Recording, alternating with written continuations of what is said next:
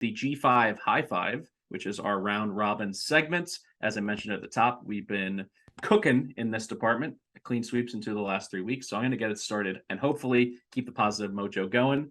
This is a team and a play you're probably going to like. Boise State traveling to play against Air Force. Air Force is a short favorite, laying 3. Yes, Boise is 3-0 in Mountain West Conference play, but those wins are over New Mexico, San Diego State. I know how you feel personally about their offense, and a Jake Hayner-less Fresno State squad. For my money, the best unit on the field in this game is the Air Force offense. They're first in rushing rate, but 7th in rushing success. And interestingly, they are first in passing explosiveness in the entire country. When Hazik Daniels tries to get behind the defense with a throw, he's averaging 10 yards per attempt. Now, obviously, when you look at the stats, Boise very good against the run. But for my money, they've only really played one solid rushing team this year, and it was the opener against Oregon State. They gave up 178 yards, nearly 5 yards per carry, and 2 rushing touchdowns.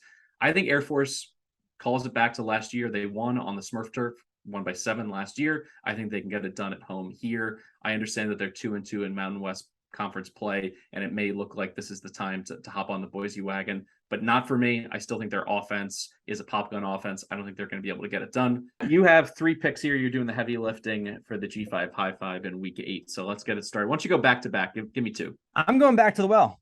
I'm going back to an Old Dominion over paired with your G5 hero of the week. You know I love my boy Hayden Wolf. 2 touchdowns last week against Coastal. Obviously, one of them went to Ollie Jennings, who's a freak. But the most important thing we saw last week was the return to full strength breakout, what we saw last year, Blake Watson. 260 yards and 3 touchdowns on the ground on 19 carries.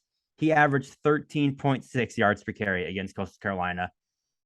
Georgia Southern, they're 103rd in success rate on defense. They have been torched against the run, and they're really bad against the pass too. So I think they're, Old Dominion should be able to put up points on Georgia Southern. Everyone has James Madison in that loss put up 675 yards against them. So they allowed 485 yards passing per game this year. They're allowing more than 6 yards per play. But as you mentioned, this offense is nasty. Kyle Van Treese is cooking. They are super explosive. They throw the ball all over the place. We just saw Coastal Carolina torch Old Dominion through the air, which isn't even Coastal's strength. These 2 teams are top 20 in the country in success rate, or top 20 in the country in seconds per play. They both play super fast. They both throw the ball a ton, and both their defenses stink. So give me the over. Simple. I like it. All right, let's keep it rolling. It seems simple, doesn't it? It does seem simple. What's next on the menu for week 8? Minor Nation picks up. I'm taking UTEP +4. Look, FAU managed to beat Rice 17-14 to ruin my moneyline dog after trailing 14-0. I still don't think this team's very good. I think UTEP's the better team. And it just comes down to one key thing. Gavin Harrison needs to protect the football. That's all it comes down to. In the minors, 4 losses. He has 8 interceptions, and the team has 13 turnovers. In their 3 wins, he has no interceptions, and they have just 3 total turnovers. They've been running the ball really well over the last few weeks. They're averaging 210 yards per game on the ground. And this FAU team can't stop the run. They haven't all season.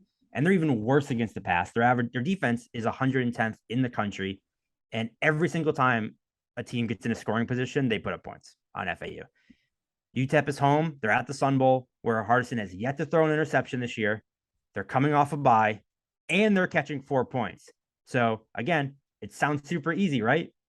You protect the football, UTEP wins this game. So I'll take the +4 and just pray to God Hardison doesn't throw a pick or 3.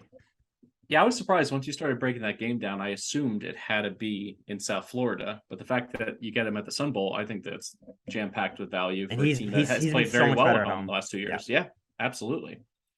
All right, I'll target an under here. Memphis at Tulane. Shockingly, Tulane in the top 25, which is one of the best stories going in college football. They still have that upset over K-State, which gets better looking by the week. 56.5 just seems a little bit inflated, in my opinion. Tulane's still a run-heavy team, and they've been relying more and more on Tyjae Spears in conference play. In his last 4 games, he's averaging 18 carries per game, and they're running into a Memphis defense that what do they do well? They stop the run. They're 27th ranked run D in the entire country. And on the other side of things, Memphis has been good, but not great offensively, and they haven't been as explosive without Calvin Austin III. This Tulane pass defense simply doesn't give up big plays. when I look at that and the potential for high winds at Yeoman Stadium on Saturday afternoon in New Orleans, if it gets above 15 miles an hour, this becomes a major play for me. I'm going to go ahead and play the under here. Tulane also, in terms of streaks, 4 of the last 5 unders have cashed for the green wave. So all of those things, in my opinion, are trending under. I know that a lot of people don't put much stock in key numbers for totals, but the fact that it's sitting at a touchdown number here at 56.5 and you get the key number to go under on, I think that's just a little added bonus. What are your thoughts on this Memphis Tulane matchup? Yeah, I actually don't hate it. I'm writing this game up for Action Network, and I have not decided yet what I was going to take. I was leaning towards Tulane laying the points, but I actually like the under now that you're talking about it because you mentioned this Tulane defense is nasty. I think the Tulane defense is the best unit on the field, and as you mentioned, I was digging into Memphis a lot last night, and they were really bad on against the run and pass last year, but their run defense has been much, much better this year. They still suck against the pass, which is the only thing that would make me nervous. Is we've seen, I think Pratt has set career highs passing in back-to-back weeks. So the only way you run into trouble here is if they just, lean on Pratt and just he cooks the secondary. But I agree with you. If Tulane sticks to their script of running the ball, and Memphis offense has just not looked right without Calvin Austin. So I don't hate it at all. All right, how about the last one for the G5 high five? Yeah, I'm gonna flip the script. I'm going back to an over. Kind of a gross over. This is one of those ones where I love it and I don't even know why. Like even digging into numbers, I'm like, I don't know. It's just a gut. I just like it. It's gross. I'm taking the Rice Louisiana Tech over 57.5. La Tech's defense stinks. They're 102nd in success rate, 121st in defending explosiveness. Rice's defense also stinks. They're 114th in success rate, 90th in explosiveness. And while neither offense necessarily has great numbers, Louisiana Tech's played a brutal schedule. They played like 2 SEC teams, and they put up over 500 yards against North Texas last week. So they finally started to get going.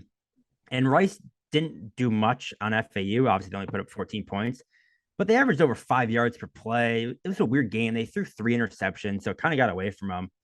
Both these teams are like sneaky explosive. They don't move the ball well, but they both can pick up big plays. And both these defenses are really bad. I'm not sure why I like it. It's just kind of a gut play, and I didn't really like anything else. So I like over 57.5. I think both these defenses are bad, and both of them can score.